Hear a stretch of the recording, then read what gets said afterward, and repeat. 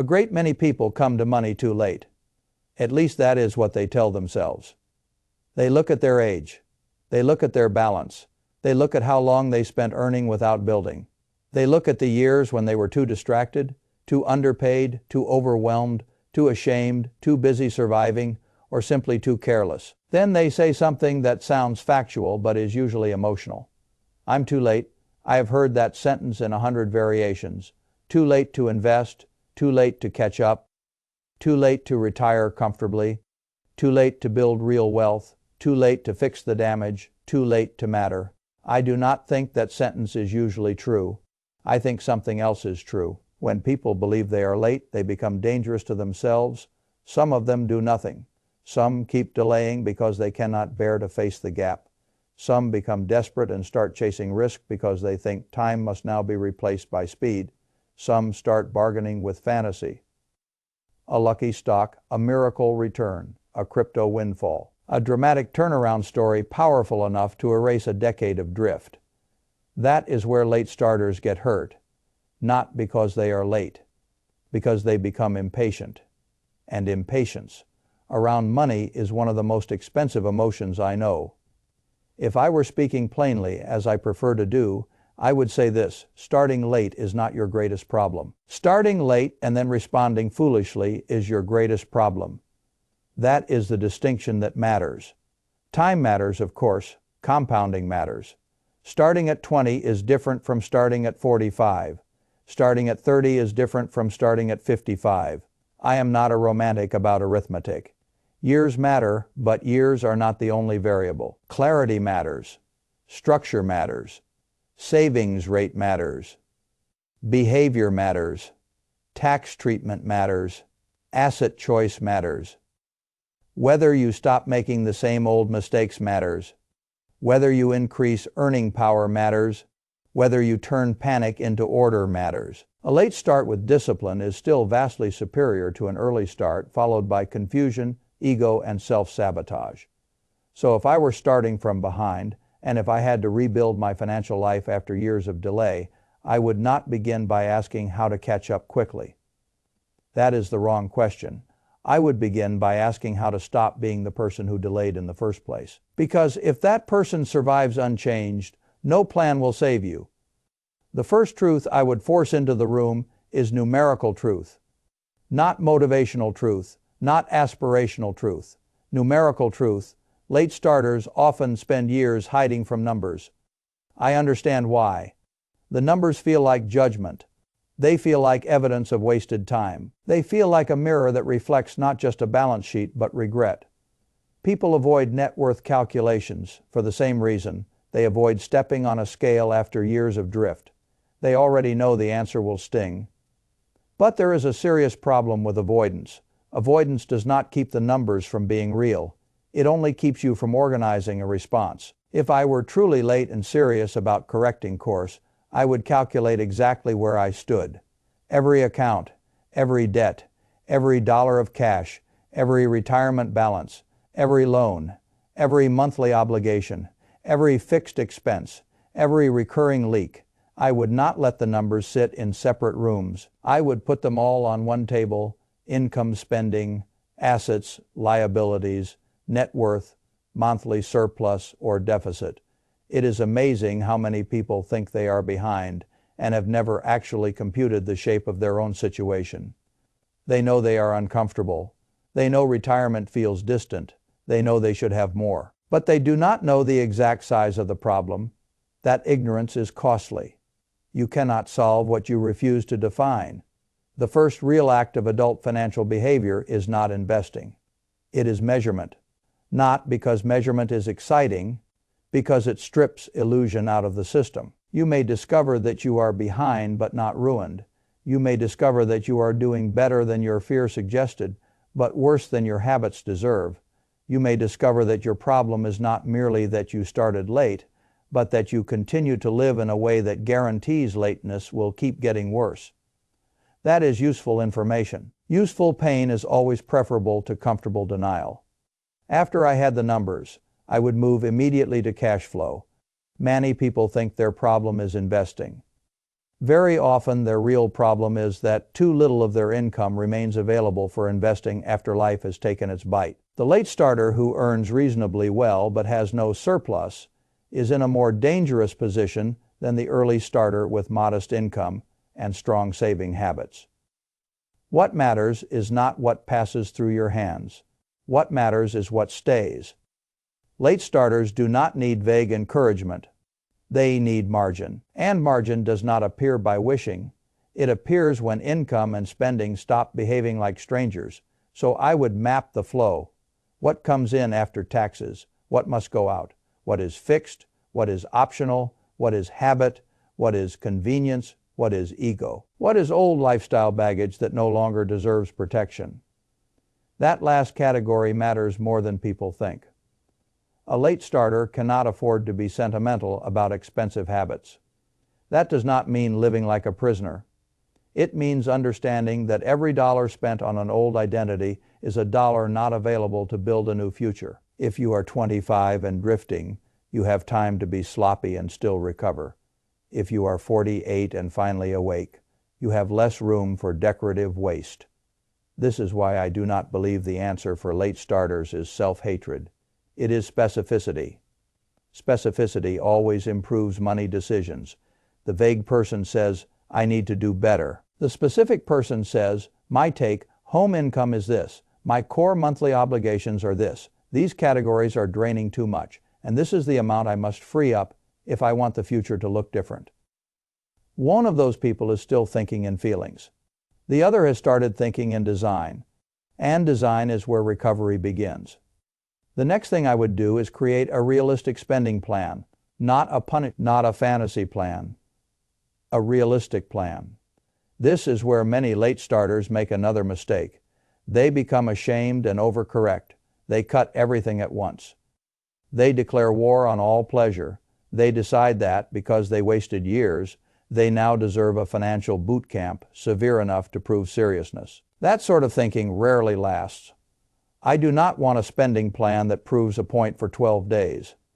I want one that works for years. The correct budget is not the one that sounds the most disciplined. It is the one that reliably creates a surplus you can live with. That distinction matters. The purpose of a spending plan is not moral theater. The purpose is to direct resources. Housing must be paid.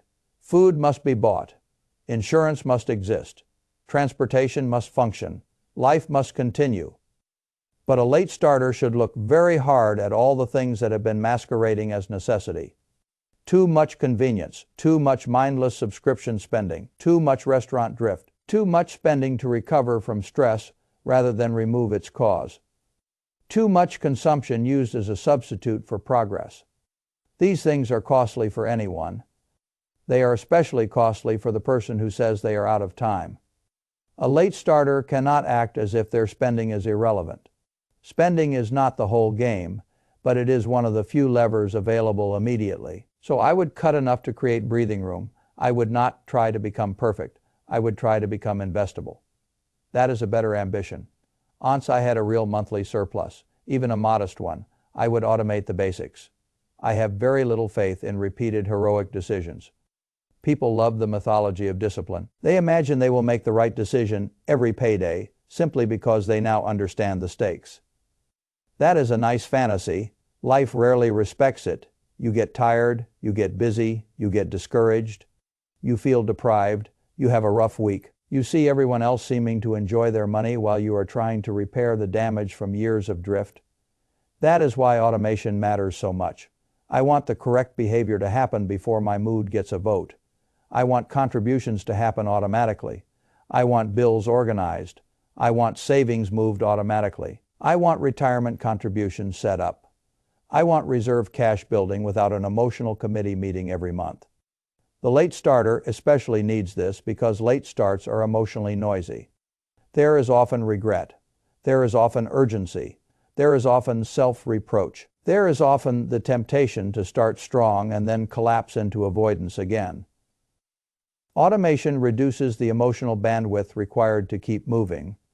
It turns progress from a repeated decision into a default outcome. This is one of the greatest gifts a late starter can give themselves. Now, let me say something that many people do not enjoy hearing. If you are truly behind, you do not have the luxury of confusion about free money. If an employer is offering a retirement match and you are not taking it, that is not sophistication, that is waste.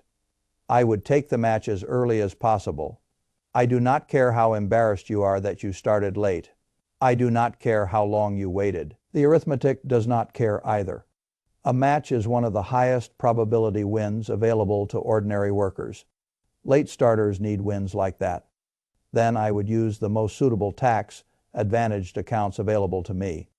This is where many people, especially after years of avoidance, get intimidated. They hear terms 400 wonk, IRA traditional, target date fund, index fund, asset allocation. They feel behind. And because they feel behind, they imagine everyone else understands some secret language that they do not. I have no interest in that kind of drama. The point is not to become a tax scholar before you begin. The point is to use the structures available to you so that more of your future growth stays yours. A tax-advantaged account does not make you rich by magic. It makes your behavior more efficient.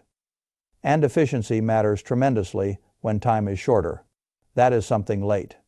Starters must learn quickly. You cannot necessarily control when you began. You can control how intelligent the structure is from this point forward. That matters. It matters a great deal. Now, once I had the proper account structure underway, I would choose simplicity over stimulation. This is where late starters are especially vulnerable. When someone feels behind, they become susceptible to the language of acceleration. Catch up fast, make up lost time, aggressive growth, big opportunities, high upside, transformational returns. This language has ruined many people. Late starters often believe they need more risk because they have less time. Sometimes what they really need is more discipline because they have less room for error. Those are not the same thing.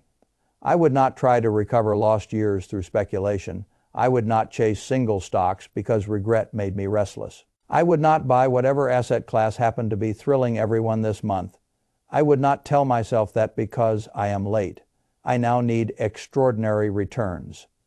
That line of thinking is how people turn lateness into disaster.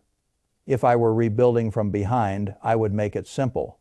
Broad diversification, low costs, automatic contributions. A structure I could continue in bad moods, good moods, bad markets, and boring markets. This is why I have no shame about simplicity. Simple systems survive. Complicated systems often flatter the ego and then collapse under ordinary life. A late starter does not need complexity. A late starter needs continuity. That is a more useful target. There is also a psychological truth here that is worth respecting. The more behind a person feels, the more likely they are to sabotage a good plan with impatience. They watch the market. They compare themselves to people who started earlier. They measure monthly progress against decade-long regret. They demand visible proof too soon. That is a terrible setup. The person who is behind must become unusually careful not to let emotion change their risk behavior. A bad month in the market does not mean your plan is wrong. A bad year does not mean you should abandon structure. A boring diversified portfolio does not mean you are failing just because it is not exciting. Late starters need to stop demanding that investing also heal their wounded pride. It cannot do that. It can build wealth. It can improve the odds. It can reward consistency. But it cannot erase the fact that time passed. The mature response is not denial. It is adaptation. You say to yourself, yes, I started later than I should have, and therefore I must become more organized, more tax efficient, more consistent, and less reckless than I would otherwise need to be. That is a sober response. It is also a profitable one. Now let me turn to something almost nobody wants to admit. For the late starter, increasing income often matters more than polishing frugality beyond reason. This does not mean spending control stops mattering. It still matters, but there is a ceiling to cutting. There is much less ceiling to what you may be able to earn over the next decade if you become intentional. A late starter with stagnant income is carrying a heavy burden. A late starter who improves earning power can change the geometry of the problem. This is why I would not spend all my time asking where else to trim $10. I would also ask much larger questions. What skill could I develop that the market pays for? What employer am I staying loyal to out of habit rather than logic? What raised conversation have I delayed? What opportunity have I dismissed because it scared me? What work can I do that would move me from ordinary income to slightly better income, and from slightly better income to meaningfully better income? These questions matter because investing more beats worrying more. A few hundred additional dollars a month, invested consistently over a decade, is not a small change. 1,000 extra dollars a month, if sustained, is life-altering. An increase in income that is captured rather than spent is one of the strongest accelerants the late starter has. This is why I never tell people that late starts are solved by thrift alone. Thrift gives you control. Income growth gives you speed both matter. Now there is another trap late starters fall into. They treat retirement as an abstract destination instead of a design problem. They say they want to retire. Fine. What does that mean? At what age? With what spending level? With what housing costs? With what healthcare assumptions? With what work flexibility? With what standard of living?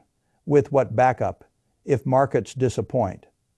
The person who starts late cannot afford vagueness about the destination. A vague target creates vague action. This is why I would begin projecting possible outcomes. Not to panic myself. To orient myself if I invest this amount. If I increase it when income rises. If I get the match. If I use tax-advantaged accounts. If I keep my fees low. If I avoid major mistakes. If I maintain a reasonable expected return. What does 10 years look like? What does 15 look like? What does retirement flexibility look like if full retirement is not yet realistic? These questions matter because late starters often imagine only two options. Either I am saved or I am doomed. That is childish thinking. Real life offers more paths than that. Maybe you will not reach the exact outcome you once imagined. Fine, you may still create a future with far more dignity, flexibility, and independence than the one you are heading toward now. That matters immensely. The goal of a late start is not perfection. The goal is to radically improve the future from the point of awareness onward. If you can do that, you have already done something significant. There is one more point I consider essential. Late starters must stop comparing themselves to early starters in a way that destroys discipline. Comparison is useful only when it produces instruction. Most of the time it produces despair. You are not investing your way into someone else's biography. You are investing your way out of unnecessary weakness in your own. That is a much better frame. I have known people who started early and never got serious. I have known people who started late and became remarkably disciplined. The second group often outperforms the first in life quality, if not always in raw balance size, because they finally stop drifting. Drift is expensive, order is powerful, and order, once installed, can still work miracles on a shortened timeline. Not miracles in the childish sense, miracles in the adult sense. Less fear, more structure, more reserves, more ownership, more flexibility, more dignity, better options, fewer financial surprises. A future that is no longer an unanswered threat. That is no small thing. So if I were late, truly late, and finally awake, I would not waste one more year mourning the ideal timeline. The ideal timeline is gone. Mourning it does not fund the future. I would accept the arithmetic without becoming a prisoner of it. I would know that I cannot go backward, but I can still stop the damage from getting larger. I can still build a better machine. I can still control cash flow. I can still use tax advantage structures. I can still invest simply. I can still increase income. I can still design the spending side of my life intelligently. I can still avoid catastrophic emotional mistakes. I can still buy myself options. That is what maturity looks like in money. Not pretending time, not surrendering because it does. And if I had to reduce the entire matter to one sentence, it would be this. When you start late, your job is not to get rich quickly. Your job is to become impossible to ignore through consistency. A late starter who becomes organized, automated, tax-aware, disciplined, and steadily better paid is not out of the game. That person is finally in the game. And once you are finally in the game, the future is no longer a verdict. It becomes a range of possibilities. That is enough, more than enough. And beginning, however late, is always superior to continuing the delay that created the problem in the first place.